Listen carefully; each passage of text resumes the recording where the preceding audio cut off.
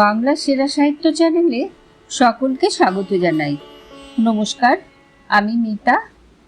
আজ আমি আপনাদের যে ছোট গল্পটি পাঠ করে শোনাবো সেটি প্রভাত কুমার মুখোপাধ্যায়ের লেখা। গল্পটির নাম ধর্মের কল। হারাধন চট্টোপাধ্যায়ের প্রতিমার মতো কন্যা মনোরমা 15 বৎসর বয়সে বিধবা হইয়া গেল। সেকালের কথা, পিতা বিক্রমপুর হইতে বিষ্ণু ঠাকুরের সন্তান এক দিগ্গজ কুলীন দেখিয়া জামাতা করিয়াছিলেন। 2 বেলা মাছ ভাত খাওয়া এবং সিঁদুর পরিতে পাওয়া ছাড়া মনোরমা আর কোনো সধবাসুকের অধিকারিণী ছিল না। তথাপি তাহার এই তরুণ বৈধব্যে পিতা মাতা অত্যন্ত শোকাতুর হইয়া পড়িলেন।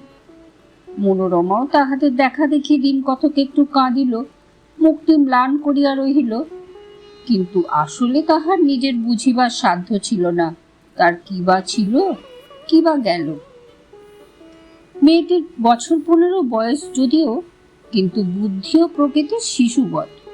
শরীরের সঙ্গে সঙ্গে তাহার মনের বৃদ্ধি এ পর্যন্ত হয় নাই। ঠিক এই সময় গ্রামে আর একটি দুর্ঘটনা ঘটিয়া গেল।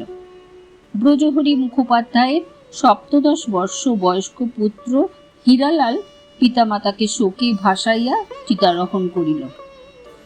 ব্রজহরির স্ত্রী হৈমবতী অনেকগুলি সন্তানের মুখ দেখিয়াছিলেন। একে একে 5টিকে যমের মুখে সমর্পণ করিলেন। একটি যখন 12 বৎসরের, তখন সন্ন্যাসীরা তাকে চুরি করিয়া লইয়া যায়। সে আজ 10 বৎসরের ঘটনা। এখন শুধু একটি রহিল, সেটি 2 বৎসরের। তা যেরকম অদৃষ্ট, উহার আশাই বাকি আর ভরসাই বাকি। শোকের প্রথম বেগ কতকটা প্রশমিত হইলে ব্রজহরি স্ত্রীর সহিত পরামর্শ করিলেন, গৃহ সংসার আর কাহার জন্য, চলো গিয়া তীর্থাবাস করা যাক। বাড়ি বাগান বিষয় সব বিক্রয় করিয়া গরু বাছুর বিলাইয়া দিয়া বাস উঠাইয়া কাশিতে বসিয়া হরিনাম করা যাক। এই গুড়াটুকু যদি বাঁচে তখন আবার সব হইবে। কিন্তু সংসারের মায়া বড় মায়া, গৃহত্যাগ করা বড় কঠিন। আরো কিছুদিন পরে স্থির হইল, বাস উঠাইয়া কাশি যাইবার কল্পনা আপাতত স্থগিত রাখিয়া মাস 2 তীর্থ ভ্রমণ করিয়া আসা যাও। মনোরমা এসব শুনিয়া বাড়ি আসিয়া বলিল, মা, আমিও যাব কাকিমার সঙ্গে। ব্রজহরি হারাধনের দুঃসম্পর্কীয় আত্মীয়, উভয় পরিবারে বহু দিনের সম্প্রীতি। তাহার পিতামাতা উভয়ই আপত্তি করিলেন। মনোরমা কাঁদাকাটা করিল। একবেলার 1 মুঠা অন্ন তাহাও পরিত্যাগ করিতে উদ্যত হইল। চোখের জল মুছিতে মুছিতে তাহার মা তখন স্বামীকে বুঝাইয়া বলিয়া মত করাইলেন। কাশী রেল তখন নতুন খুলিয়াছে। লোকের তখন কাশী যাইবার ভারী ধুম। নৌকা পথে যে কাশী যাইতে 1 মাসেরও অধিক সময় লাগিত, সেই কাশী 2 দিনের পথ হইয়া পড়িল। ইহাদের কাশী যাইবার পরামর্শ শুনিয়া ওপাড়ার কলুগিন্নি আসিয়া বলিল, বামুন দিদি, আমাকে যদি নিয়ে যাও সঙ্গে করে, তাহলে তোমাদের চরণ সেবা করি, 2টি পেশাক পাই, আর বাবা বিশ্বনাথের মাথায় একটু গঙ্গা জল, 2টো বিল্লিপত্র দিয়ে আসি।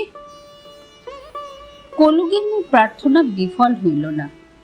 যাত্রার দিন স্থির হইল 28 ফাল্গুন। যাইবার উৎসাহে মনোরমা তো আহার নিদ্রা পরিত্যাগ করিল। এমন ভাবে চলিতে বলিতে লাগিল যেন তাহার সর্বনাশ হয় নাই, কপাল যেন পড়ে নাই, সে যেন সেই মনোরমাই আছে। তাহার এই প্রফুল্লতায় তাহার পিতা মাতাও কথঞ্চিৎ সান্ত্বনা লাভ করিলেন। কাশীর বিশ্বনাথ অপেক্ষা মগরার রেল দেখিবার জন্যই মনোরমা শতগুণ অধিক ব্যগ্র হইয়া পড়িল। গ্রামের কত লোক কলিকাতা গিয়াছে, বর্ধমান গিয়াছে, তাহারা যে ব্যাখ্যাটা করে, যাহারা কোথাও যায় নাই তারা 7 ক্রোশ দূর স্টেশনে গিয়া শুধু রেলগাড়ি দেখিয়া চক্ষু সার্থক করিয়া আসিয়াছে। সেই রেলে মনোরমা চড়িবে। ওহ, ভাবিতে তাহার বুক গুপ গুপ করিতে লাগিল, শরীর কাঁপিয়া উঠিতে লাগিল। শব্দে ভয় করিবে না তো? না জানি সে কি শব্দ। বর্ষাকালে জলে যখন সমস্ত মাঠ ডুবিয়া গিয়াছিল, তখন একদিন অনেক রাত্রে মার কাছে শুইয়া মনোরমার রেলের শব্দ শুনিতে পাইয়াছিল।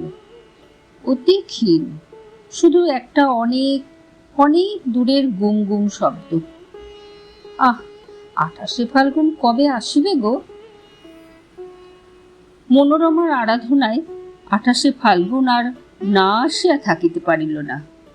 রাত্রি 1 প্রহর থাকিতে যাত্রা করিতে হইবে। যথাসময়ে 2খানি গরুর গাড়ি ভাঙা লণ্ঠনের মধ্যে প্রদীপ জ্বালিয়া চক্র শব্দে সুপ্ত গ্রামবাসীর কর্ণে বিদায়ের করুণ গীতি গাহিতে গাহিতে বাহির হইয়া গেল। মগরায় যখন গাড়ি পৌঁছিল, তখন বেলা 9টা।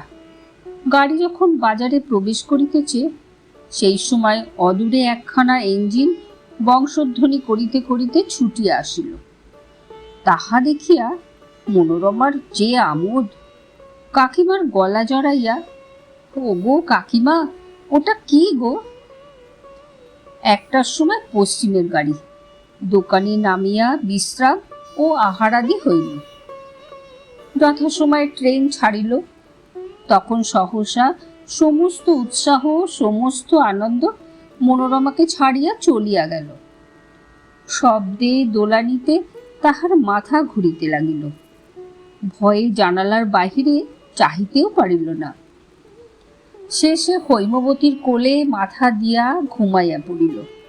তিনি তাহার কপালে হাত বুলাইয়া আঁচল দিয়া মাথায় বাতাস করিতে লাগিলেন। রাত্রি কাটিল। পরদিন মনোরমা সম্পূর্ণ সুস্থতা লাভ করিল। জানালার কাছে বসিয়া মাঠ, ক্ষেত, নদী, পাহাড় দেখিতে ও 2 বৎসরের খোকাকে দেখাইতে লাগিল। পাহাড় দেখিয়া একেবারে উন্মত্ত। কোনো কোনো পাহাড় সবুজ গাছপালায় ভরা, আর কোনো কোনোটা ওরকম শুকনো পোড়া। কেন কাকিমা? সব পাহাড় কি আর সমান হয় বাছা? তবে সব মানুষ কেন সমান? সমান? কই সমান মা?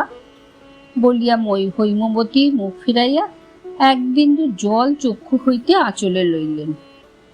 কাহার জন্য? তাহার পরদিন প্রভাতে মোগল সরাইয়ে নামিতে হইল। সেখানে অনেক পাণ্ডা আসিয়া বসিয়া আছে। একজন ব্রজহরিকে দখল করিয়া ফেলিল। মোগল সরাই হইতে অন্য গাড়িতে বাজঘাট। বাজঘাট স্টেশন ঠিক গঙ্গার উপর। ওপারে কাশী সৌধ মন্দির মালা নব রৌদ্রালোকে ঝকমক করিতেছে।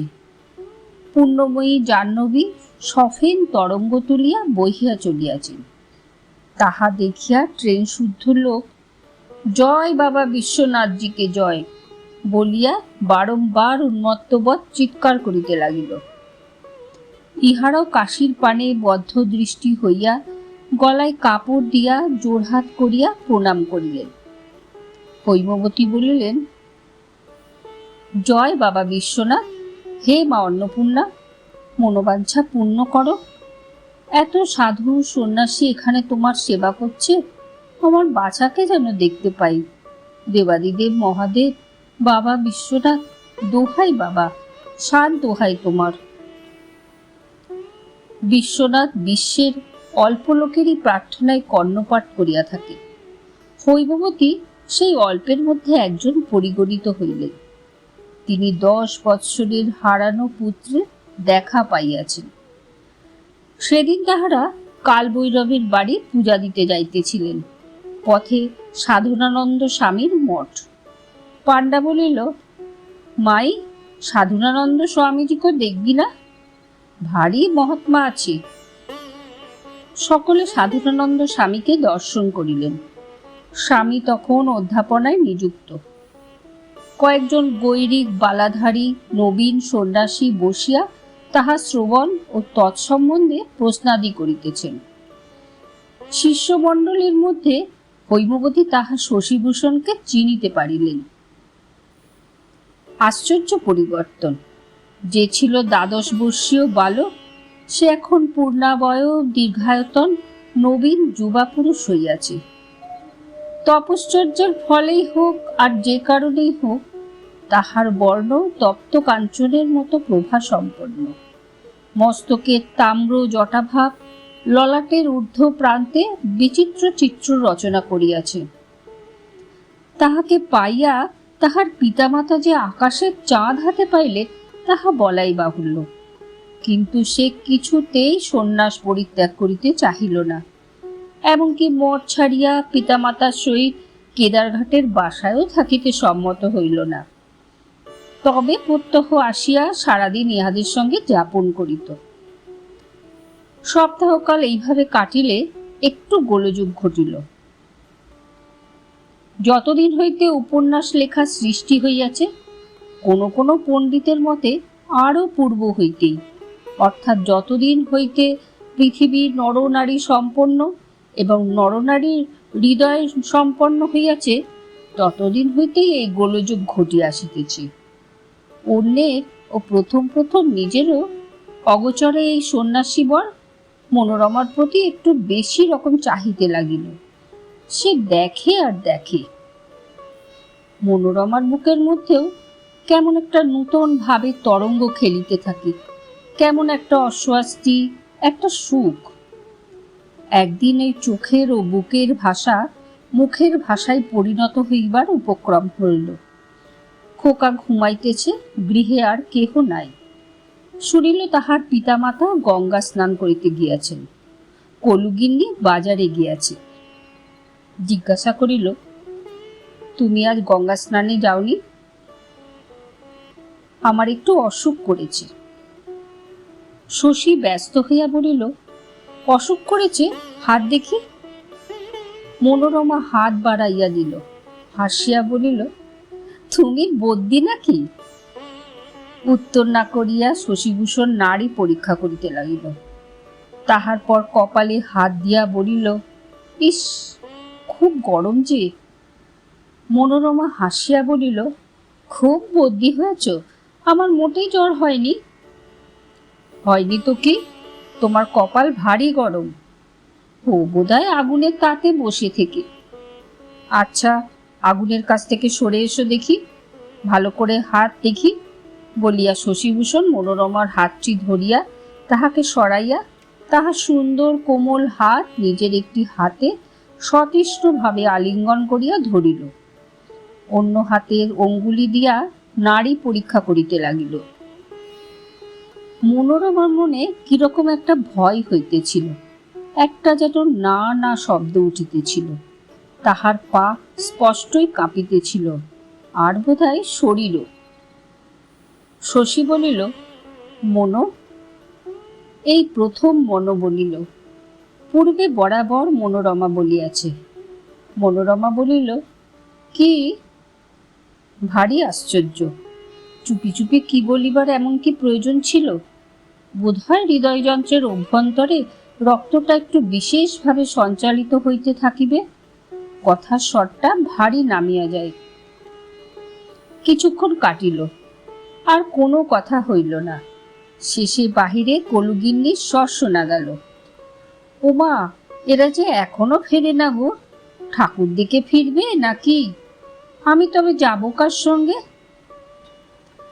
শশী মনোরমার হাত ছাড়িয়া বাহির হইল, বলিল, কলুগিন্নি, কোথায় গিয়েছিলে? কলুগিন্নি বলিল, কে? দাদা ঠাকুর, পেন নাম হই। দেখো না, ৮ পয়সার এই রথটা থোর, দেশে হলে কেউ ছোঁয়ও না। বললাম তো ক্যারট ব্যারট করে কি সব বলে কিছুই বুঝতে পারলাম না। গাল দিচ্ছে মনে করে, আমিও যা নয় তাই বলে গাল দিয়ে চলে এলাম। শশীভূষণ এ নালিশে কিছু মাত্র মনোযোগ না করিয়া প্রস্থান করিল। সেদিন সারাদিন আর শশী আসিল না। মঠে গিয়া নিজের ঘরের দুয়ার বন্ধ করিয়া দিল। প্রথম কিছুক্ষণ চুপ করিয়া বিছানায় পড়িয়া রহিল। মনে হইতে লাগিল যেন নেশা হইয়াছে, মাথাটা যেন ঝাঁ ঝাঁ করিতেছে। মস্তিষ্ক একটু শীতল হইলে মনে হইতে লাগিল আজ সে মহা একটা দুষ্কর্ম করিয়া আসিয়াছে। নিজের চিত্তচাঞ্চল্যের বিষয় সে অবগত ছিল না, তাহার জন্য সে নিজেকে দোষী ভাবিত। এরূপ চিত্তচাঞ্চল্য পূর্বে কখনো সখনো হইয়াছে, কিন্তু মনের পাপকর্মে কখনো আত্মপ্রকাশ করে নাই। এ চাঞ্চল্য রক্ত মাংসের দুরবচ্ছেদ্য ধর্ম, উন্মূলন করিবার উপায় নাই, সহ্য করিতে হইবে, সংযত থাকিতে হইবে, ইহাই ধার্মিকের সজ্জনের কর্তব্য। কিন্তু অদ্য প্রভাতে সে সংযম তাহার কোথায় গেল? আজ সে কি করিয়া বসিল? আর কখনো আকাঙ্ক্ষা লইয়া কোনো স্ত্রী জাতিকে সে স্পর্শ করে নাই। আজ কি হইল? নিজের প্রতি ধিক্কারে অনুশোচনায় শশীভূষণ অস্থির। উফ, এই তার সন্ন্যাস ধর্ম! এত গর্ব, এত তেজ সব মুহূর্তের মধ্যে পদকর্দমে লুণ্ঠিত হইল। পুরাণ স্মরণ করিল। অপ্সরা পাঠাইয়া দেবতাগণ মুনিগণের তপভঙ্গ করিবার চেষ্টা করিতেন, চিৎশক্তির পরীক্ষা লইতেন। সে কত কঠিন পরীক্ষা! তাহার তুলনায় এ কি? কিছুই নয়, পরীক্ষাই নয়, তবু তো তাহার এই লজ্জাকর পরাজয়। ক্রমে মনে হইল মুনিগণের শত শত বর্ষের সাধনা, সে তো পরশ্য জন্মগ্রহণ করিয়াছে মাত্র। 8-10 বৎসর সে যাহা করিয়াছে তাহা তো তপস্যা নহে। খানকতক ব্যাকরণ পড়িয়াছে, কাব্য পড়িয়াছে, দর্শনের সূত্র মুখস্থ করিয়াছে, শ্রুতির ভাষ্য নকল করিয়াছে মাত্র। একটু একটু করিয়া তাহার মনে সান্ত্বনার আলোক ক্রমে পড়িতে লাগিল। ভাবিল, মুনিগণই বা কি চিৎশক্তির পরিচয় দিয়াছে? অধিকাংশই তো পরাজিত। পুরাণের আরো অনেক কথা মনে পড়িল। তাহাতে আত্মসান্ত্বনার পথ আরো পরিষ্কৃত হইতে লাগিল। তখন চিন্তা করিল, এই ভ্রম মনে পোষণ করা কেন? সে তো সন্ন্যাসী নহে, বিদ্যা শিক্ষার জন্য এতদিন ব্রহ্মচর্য ব্রত পালন করিতেছিলেন মাত্র। তাহার পিতামাতার সপ্তাহব্যাপী করুণোক্তগুলি ক্রমে ক্রমে মনে পড়িতে লাগিল।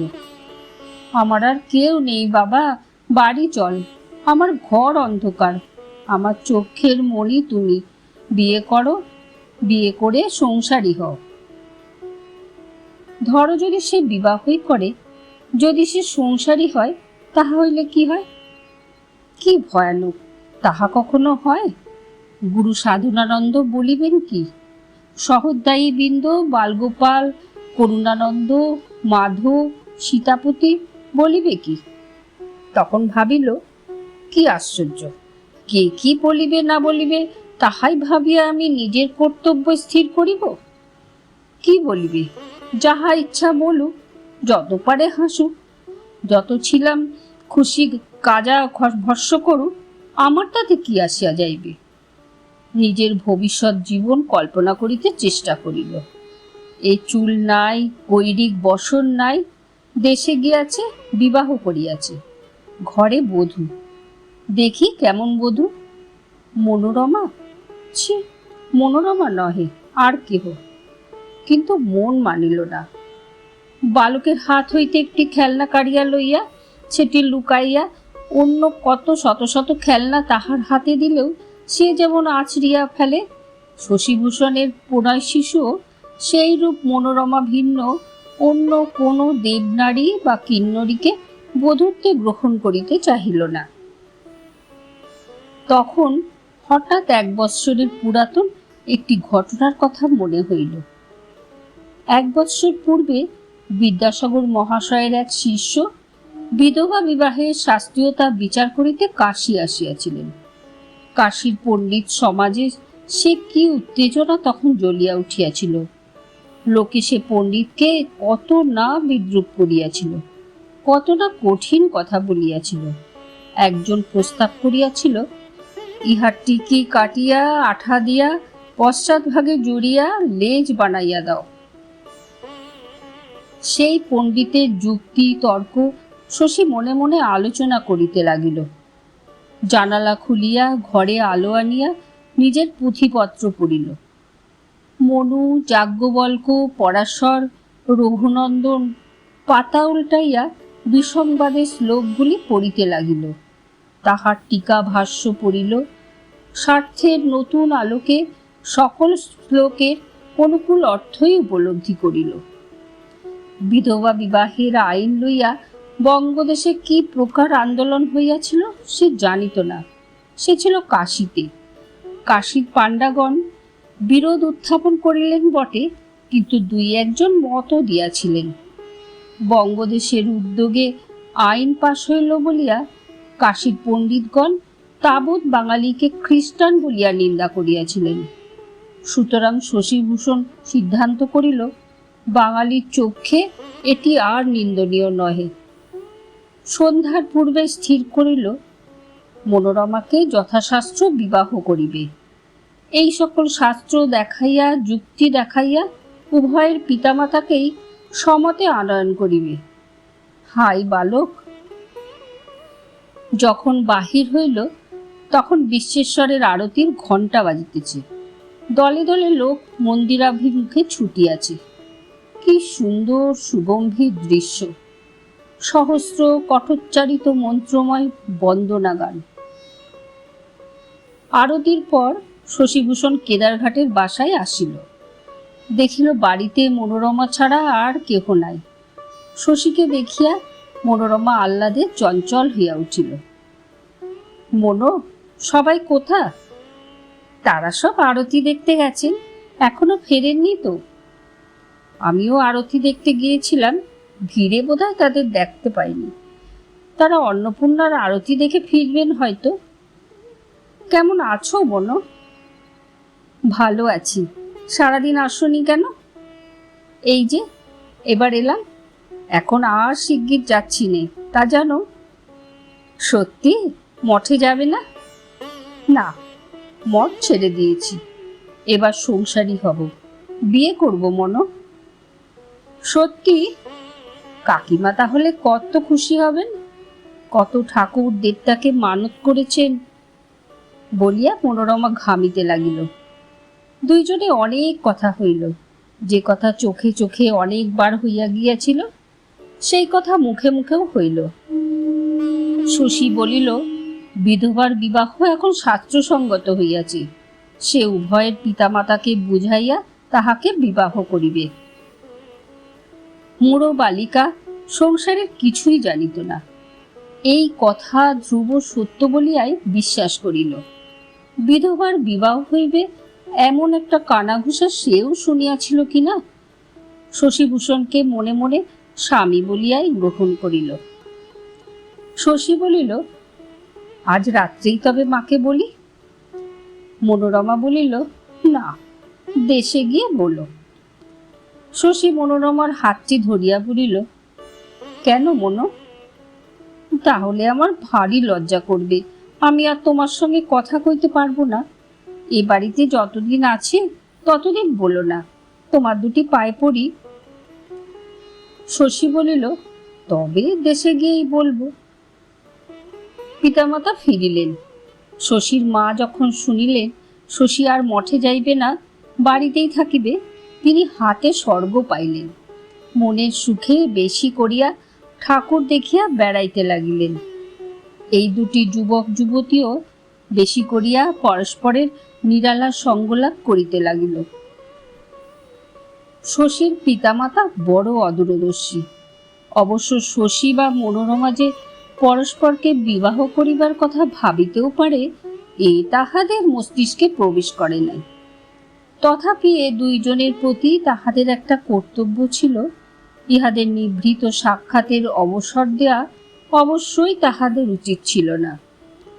কিন্তু দুইটি কারণে তাহাদের এ ভ্রান্তি উপস্থিত হইয়াছিল। প্রথম, শশীর বিদ্যা বুদ্ধি ও ধার্মিকত্ব। দ্বিতীয়ত, সন্তান স্নেহ। আমার ছেলে দেবতুল্য, সে কখনো, ইত্যাদি। শেষে দেশে ফিরিবার সময় হইল। শশীর মাতা ক্রমাগত মনোরমার সঙ্গে পরামর্শ করিতেন, কাহার মেয়ের সঙ্গে শশীর বিবাহের সম্বন্ধ করা যাইবে। একদিন নির্জনে শশীর কাছে এইসব গল্প করিতে করিতে মনোরমা বলিল, মাকে যখন তুমি বলবে যে আমাকেই বিয়ে করবে আর শাস্ত্র থেকে সব দেখিয়ে দেবে যে এতে আছে, তখন মার ভারী আহ্লাদ হবে বোধ হচ্ছে। মনোরমা মনে করিত, এই আমার শ্বশুর, এই আমার শাশুড়ি, ভাবিত আমি যে ইহাদের পুত্রবধূ হইব তাহা এখন জানিতেও পারিতেছেন না। কি মজা! সকলে দেশে ফিরিলেন। শশীভূষণকে দেখিয়া সকলেই আশ্চর্য হইয়া গেল। তাহার বাংলা কেমন বাঁকা বাঁকা হিন্দি সুরের হইয়া গিয়াছে। হৈমবতী দেশে আসিয়াই শশীর বিবাহের জন্য পাত্রী খুঁজিতে আরম্ভ করিলেন। শশী তাহাকে বলিল, মা, তোমার সঙ্গে একটা কথা আছে। কথাটা বলিল, শুনিয়া মা আকাশ হইতে পড়িলেন। শশী বলিল, সে কি মা, শোনোনি বিধবা বিবাহ যে প্রচলিত হয়েছে, আইন হয়েছে? মা বলিলেন, আইনের মুখে আগুন, ইংরেজরা ম্লেচ্ছ, ওরা আইন করবে না কেন? ইংরেজরা ম্লেচ্ছ, কিন্তু বিদ্যাসাগর মশাই যে পরম পণ্ডিত, পরম হিন্দু, তিনি প্রমাণ করেছেন। মা বিদ্যাসাগরের প্রতি এমন একটি কটূক্তি করিলেন যাহা লেখনীর মুখে আনয়ন করা অসাধ্য। শশীভূষণ ভারী হতাশ হইল। ভাবিল, মা নিরক্ষর, আমার পিতা শাস্ত্রদর্শী, তিনি বুঝিবেন। পিতা শুনিয়া কানে আঙুল দিয়া কহিলেন, ছি ছি ছি, এতদিন শাস্ত্র চর্চার এই ফল তোমার? শশী শাস্ত্রের তর্ক পারিতে চাহিল। পিতা বলিলেন, মহাভারত, এ কথার আলোচনা তো পাপ আছে। শশী বিদ্যাসাগর মহাশয়ের কথা বলিল। পিতা বলিলেন, বিদ্যাসাগর হোটেলে খায়, এ কথা আমি সকর্ণে শুনেছি। একবার কোথাকার স্টেশনে বিদ্যাসাগর মহাশয়ের সহিত এক পণ্ডিতের দেখা হয়। পণ্ডিত জানিত না যে ইনি বিদ্যাসাগর। সে তর্কের মুখে বলিয়াছিল, বিদ্যাসাগর হ্যাটকোট পরে হোটেলে খায়, আমি সচক্ষে দেখেছি। বিদ্যাসাগর মহাশয় হাসিয়া বলিলেন, বিদ্যাসাগরকে চেনো তাহলে? সে উত্তর করিল, চিনি না, বিলক্ষণ চিনি, কতবার দেখেছি। এই গল্প বিদ্যাসাগর জীবনীতে আছে। ইহার অপেক্ষা প্রবলতর বিরুদ্ধ যুক্তি আর কি হইতে পারে? শশী যখন দেখিল পিতার কাছেও কুল পাইল না, তখন হতাশ হইয়া নিজের শয়নকক্ষে আসিয়া দুয়ার বন্ধ করিল। ঠিক এই সময় ওপাড়ার একটি কুটিরে শশীভূষণের নাম উচ্চারিত হইতেছিল। কলুগিন্নি তাঁতি দিদির সহিত কাশীর গল্প করিতেছিল। তাঁতি দিদি বলিল, আহা, বামনির ভাগ্য ভালো, সে ছেলেটা যখন মরে গেল আমরা মনে করলাম সে শোকে পাগল হয়ে যাবে। ধর্মকর্মের ফল আছে বই কি দিদি। এই দেখো, ধর্ম করতে কাশী গেল বলেই না হারা ছেলেটিকে পেলে। খাসা ছেলে, রাজপুত্রের মতো চেহারা, নিশ্চের শরীর কিনা। কলুগিন্নি মুখ বাঁকাইয়া বলিল, নিষ্ঠের কথা আর বলে কাজ কি? কলিকালে আবার ধর্ম আছে না নিষ্ঠে আছে? তাঁতি দিদি শুনিয়া অত্যন্ত কৌতূহলী হইয়া জিজ্ঞাসা করিল, কি রকম কি রকম? কি রকম আবার? আমার মাথা আর মুন্ডু। অতঃপর চুপি চুপি অনেক কথা হইল। তাঁতিনি শুনিয়া অবাক হইয়া বলিল, হ্যাঁ, গলায় দড়ি, গলায় দড়ি। কলুগিন্নি অবশ্যই সাবধান করিয়া দিল, কাউকে বলিস রে দিদি, দরকার কি আমাদের কথায় থাকবার? যে আগুনে হাত দেবে সে নিজেই পুড়ে মরবে। তাঁতিনি বলিল, দরকার কি বোন, এ কথা কি আর কাউকে বলবার না কারো শোনবার? কাউকে বলতে হবে না, ধর্মের কল আপনিই বাতাসে নড়ে যাবে। সপ্তাহের মধ্যে গ্রামে ঢিঢি পড়িয়া গেল। মনোরমার পিতা হারাধন চক্ষু রক্তবর্ণ করিয়া শশীর পিতা ব্রজহরির বৈঠকখানায় প্রবেশ করিলেন। দুয়ার বন্ধ করিয়া দুজনে অনেক পরামর্শ হইল। ঘণ্টাখানেক পরে ব্রজহরি বাহির হইয়া শশীভূষণকে আনিয়া সেই ঘরে দুয়ার বন্ধ করিলেন। ইহার পর হারাধন প্রচার করিলেন তাহার কন্যা মনোরমার হৃদরোগ উপস্থিত হইয়াছে, ডাক্তার দেখাইতে কলিকাতায় যাইবেন। সপরিবারে কলিকাতা যাত্রা করিলেন। কয়েক দিবস পরে গ্রামের লোক শুনিল শশীভূষণ আবার কাশীর মঠে ফিরিয়া গিয়াছে। আরো কয়েকদিন পরে শুনিল মনোরমার মৃত্যু হইয়াছে। কলিকাতায় বিদ্যাসাগর মহাশয় স্বয়ং উপস্থিত থাকিয়া বড় কন্যাকে আশীর্বাদ করিলেন। সুপারিশের চিঠি দিয়া কলেজে শশীভূষণকে সংস্কৃতের অধ্যাপক করিয়া পাঠাইলেন। এখন শশীভূষণ পেনশন লইয়া কাশীবাস করিতেছেন। ছেলে মেয়ে অনেকগুলি। মাঝে মাঝে সুপক্ষ টিকিটি নাড়িয়া স্ত্রীর হাতখানি হাতে লইয়া সন্দেহে তাহাকে বলেন, বলি ব্রাহ্মণী, তোমার হৃদরোগটা কেমন আছে? ধন্যবাদ। গল্পটি যদি আপনাদের ভালো লেগে থাকে তাহলে লাইক করুন, কমেন্ট করুন, শেয়ার করুন, সাবস্ক্রাইব করুন।